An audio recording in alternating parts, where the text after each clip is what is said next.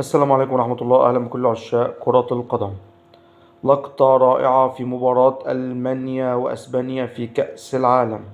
الجماهير العربية، الجماهير القطرية ترفع صورة النجم الألماني المسلم مسعود أوزيل، توجه رسالة للاعبي المنتخب الألماني ولكل الألمان على دعمهم للقضية الفاسدة، القضية التي تتنافى مع الأخلاق وتتنافى مع الفطرة السليمة.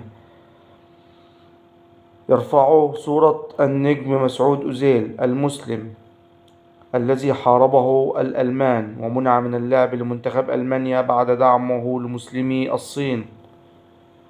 لفتة رائعة جدا، درس يوجهه الجمهور العربي الواعي، الجمهور القطري، للاعبي المنتخب الألماني.